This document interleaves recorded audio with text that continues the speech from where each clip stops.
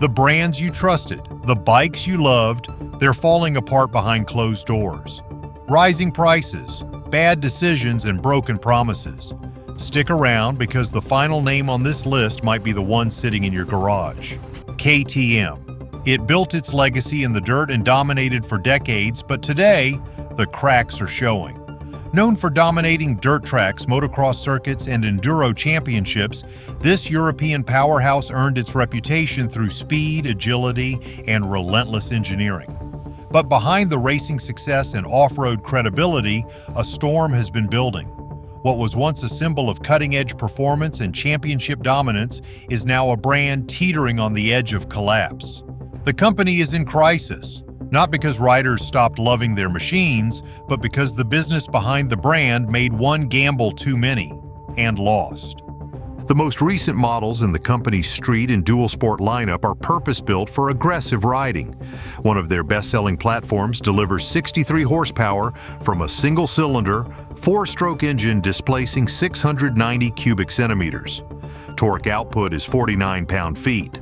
Braking is controlled by front and rear disc brakes connected to a dual-channel anti-lock braking system.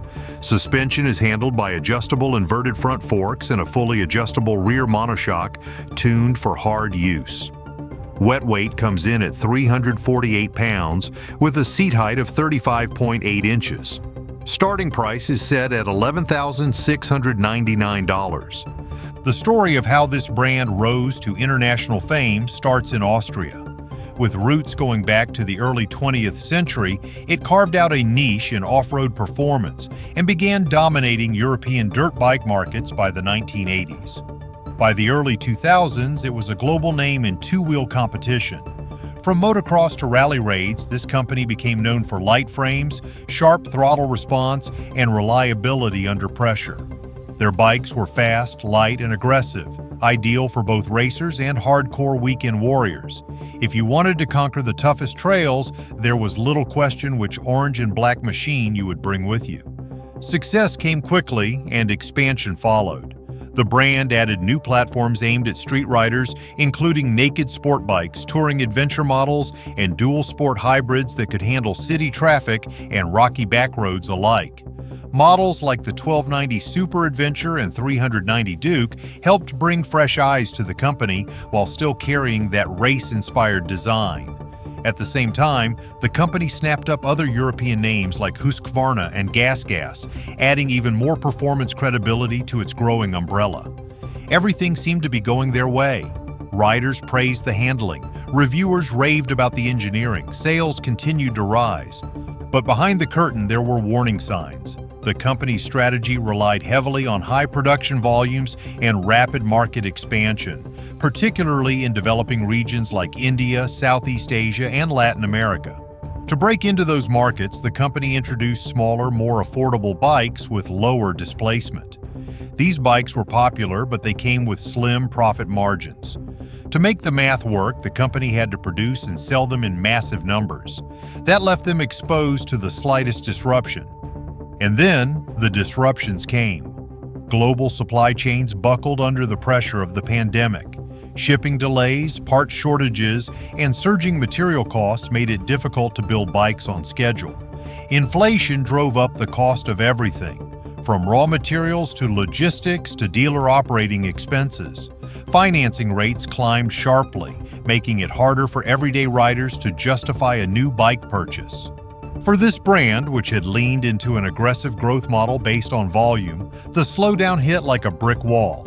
The turning point came in late 2024 when the parent company filed for self-administration.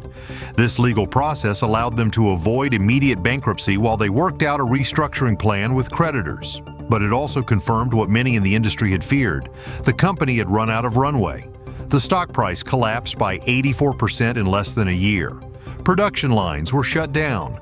300 employees were laid off across multiple divisions, including engineering, logistics, and motorsports. Development projects were shelved, and the once promising pipeline of new machines went quiet. This was more than a temporary setback. Internally, the company had made critical errors in forecasting. At its peak, it was producing over 1,000 motorcycles per day, an incredible number for a niche performance brand. But those forecasts failed to anticipate the economic downturn. Warehouses filled up with unsold bikes.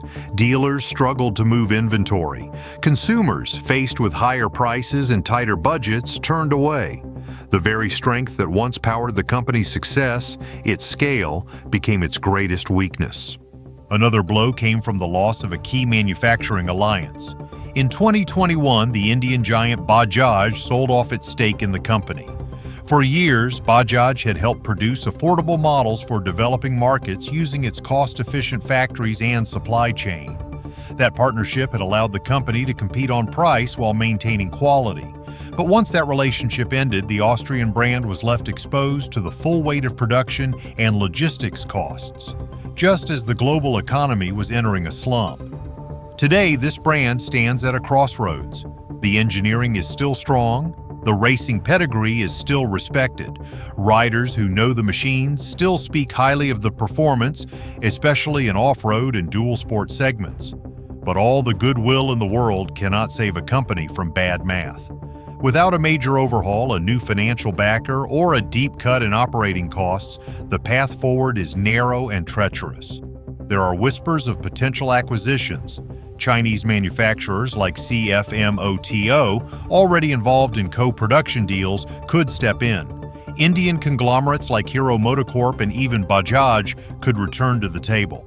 These companies have the infrastructure, cash flow, and market reach to turn the business around. But whether the brand will retain its identity under new ownership is an open question. Sometimes a lifeline comes at the cost of independence. In the meantime, the impact is being felt across the riding community. Enthusiasts who once saw this brand as the cutting edge are now hesitant. Dealers are reducing orders. Riders are worried about parts availability and long-term support. The uncertainty around service, warranty coverage, and new model development is casting a long shadow. No one wants to buy into a brand that may not be around in 5 years. Yet even in crisis, this name still carries weight. The bikes remain some of the most capable machines in their class. The suspension tuning, frame geometry, and power-to-weight ratios continue to impress. For serious riders who want sharp handling and proven engineering, these motorcycles still deliver. But until the company can rebuild trust, stabilize its finances, and chart a sustainable course, every new model release feels like a gamble. The next entry on this list shows that it is not just financial missteps that can shake a brand. Sometimes the road to collapse begins with a change in identity, one that alienates the very riders who brought the company back to life. If you've made it this far, chances are you've got something to say, and we want to hear it. Drop a comment below and tell us which brand you think still has a fighting chance. While you're at it, give this video a like. It helps more riders, just like you, see what's really happening out there. This story isn't finished yet, and your voice deserves to be part of it. Indian motorcycle. There was a time when this name stirred something deep in the hearts of American riders, a name that rode alongside history, vanished for decades, and then returned with steel, style, and the backing of one of the biggest power sports companies in the world. This was not just another motorcycle company, it was a resurrection. A legacy brand that had once battled Harley-Davidson wheel to wheel, revived for a modern era. But despite the thunderous comeback and early success, today it finds itself in uncertain territory. Not because the bikes have failed, but because the message behind them has lost clarity. This is not just a technical problem, it is a cultural fracture. Several recent models in the lineup come equipped with modern liquid-cooled V-twin engines, producing up to 122 horsepower and 128 pound-feet of torque, with engine displacements reaching 1,768 cubic centimeters. Braking systems feature dual front disc brakes and a single rear disc, all supported by a full anti-lock braking system. Suspension duties are managed by telescopic front forks and a rear monoshock with air adjust. Wet weight sits around 876 pounds. Seat height averages 26 inches. Starting prices begin at $29,999. This brand's reemergence in the early 2010s under Polaris ownership was met with enthusiasm. The design language was bold, vintage, and unmistakably American. It spoke to a time before the roads were filled with imports. It spoke to craftsmanship, heavy chrome, deep fenders, and a familiar thunder from the pipes. The early Chief, Springfield, and Scout models were more than machines.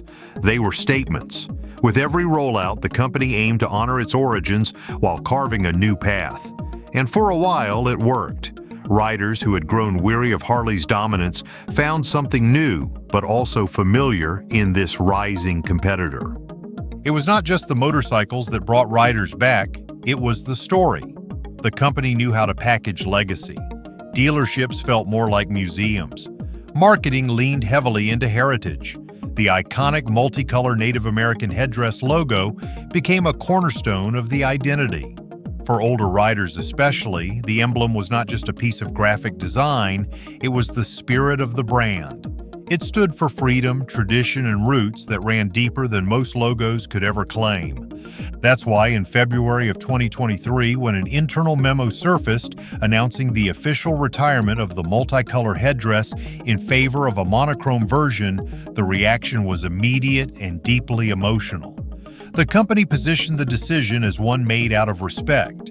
It was explained as a step toward consistency and sensitivity, an acknowledgement of modern expectations, and a desire to honor Native American communities.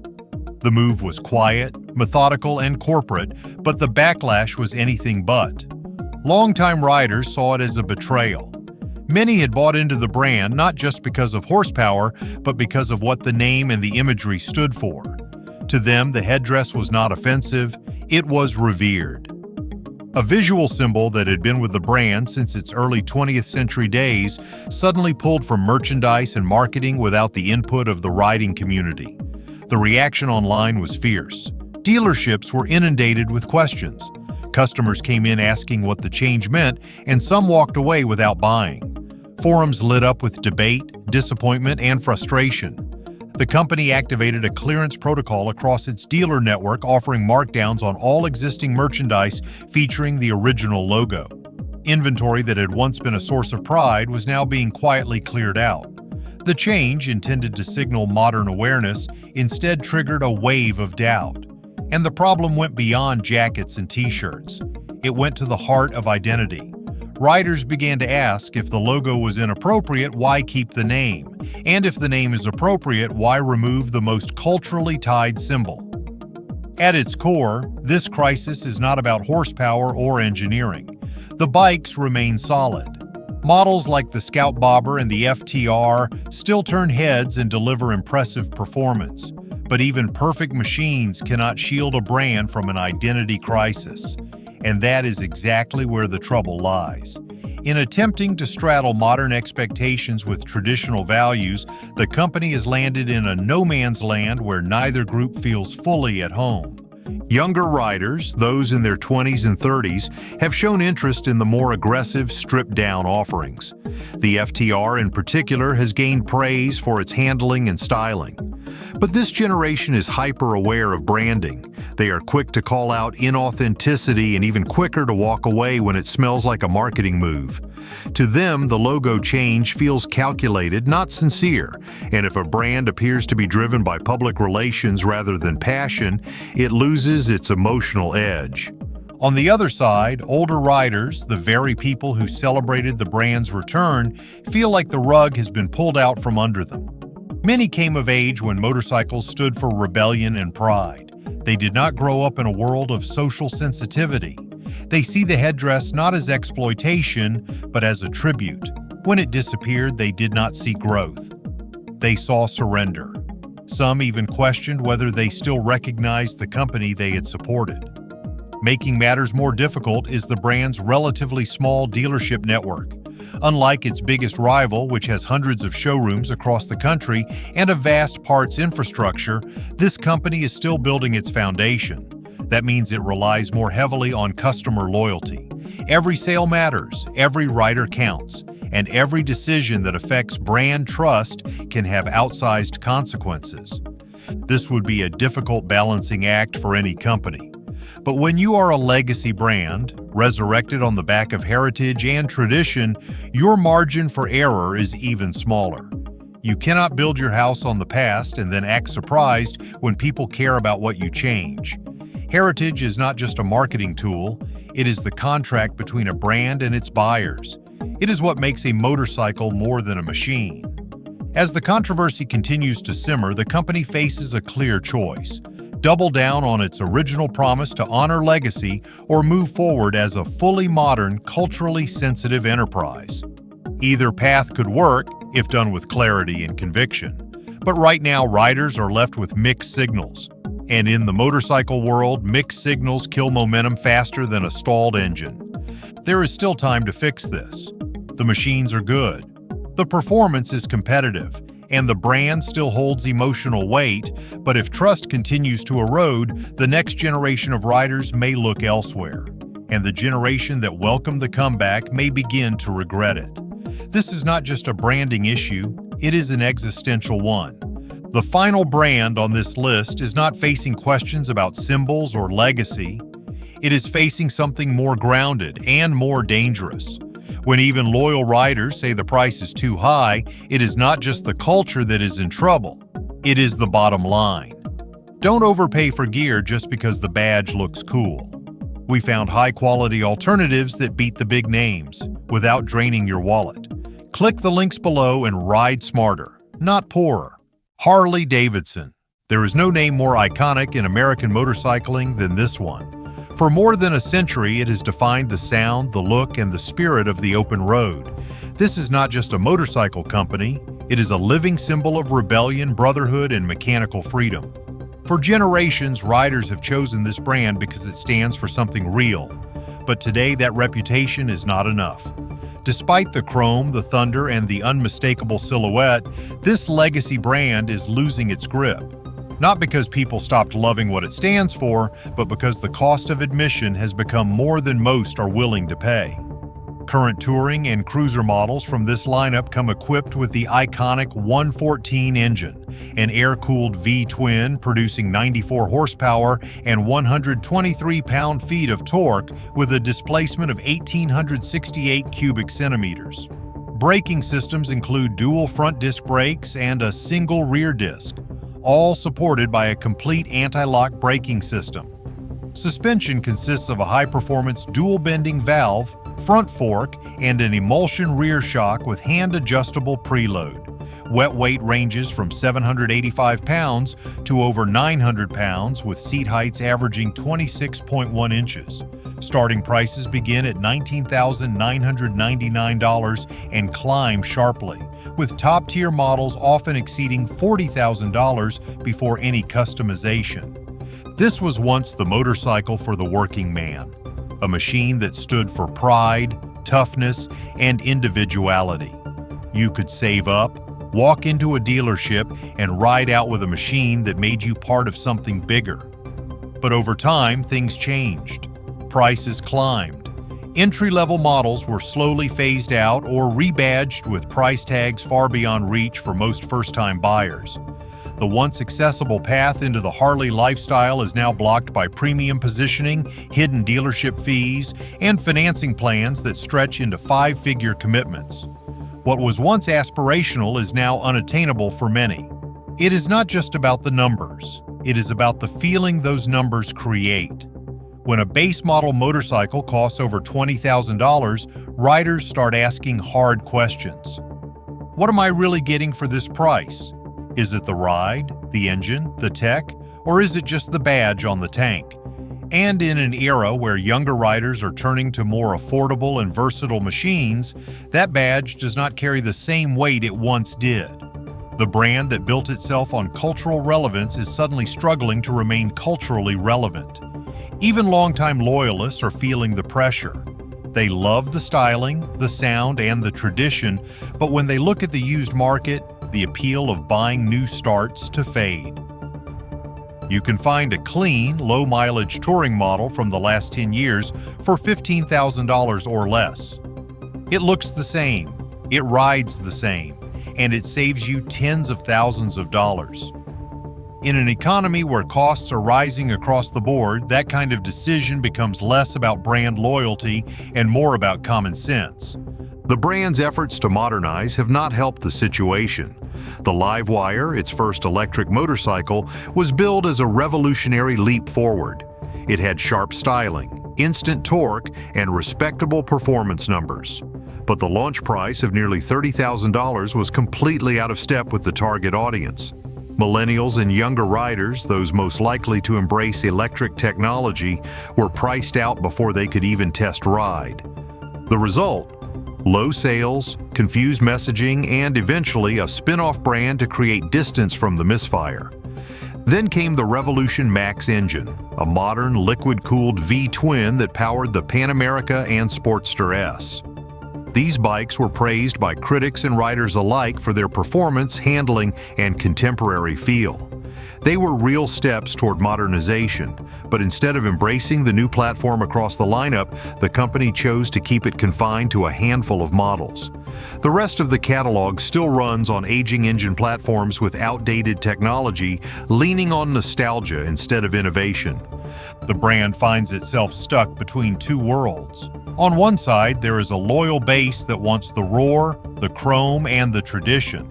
On the other side, there is a younger generation that wants affordability, versatility, and innovation. The problem is, the current offerings do not fully satisfy either group. By trying to hold on to the past while flirting with the future, the company is pleasing no one completely, and that's showing up in the sales numbers. Dealership experience is another sore spot. Riders consistently report frustration with hidden fees, hard sales tactics, and poor transparency. Buying a motorcycle should feel like an event. It should feel like the beginning of a new journey. But too often it feels like a financial trap. Riders walk in excited and walk out exhausted, having been hit with add-ons, markups, and extended warranties they never asked for. Word spreads, reputation takes a hit. And in a market where alternatives are growing every year, even loyal customers begin to look elsewhere. Competitors have noticed the gap and are moving quickly to fill it. Brands like Honda, Yamaha, and Triumph are offering cruisers and tourers with modern engines, advanced electronics, and price tags thousands of dollars lower. In some cases, riders can buy a well-equipped, high-performance machine for $10,000 less than a comparable Harley. These bikes may not carry the same historic weight, but they deliver where it counts. On the road, in the wallet, and at the gas pump. There is also the issue of cultural fit. The traditional image of the Harley rider, leather vest, club patch, and strict code, is starting to feel less inclusive. Younger riders want to express themselves, not fit into a mold. They want bikes that adapt to their lives, not lifestyles that revolve around the machine. The brand's strong identity, once its greatest asset, is becoming a barrier. Riders still respect it, but they are not sure they belong to it. And yet, for all these challenges, the core of the brand remains powerful. No one else builds bikes that look, feel, or sound quite like these. There is still a place for this kind of machine in American culture. But if the company wants to survive the next decade, it needs to evolve. That means bringing truly affordable entry-level options back to the lineup. That means modernizing the full catalog with new engine platforms and features. That means fixing the dealership experience from the ground up. And it means accepting that the next generation of riders may look and think very differently from the last. The road ahead is not easy, but it is not impossible. This brand has come back from worse. In the late 1970s and early 1980s, it was nearly wiped out before tariffs and national pride helped pull it back from the edge.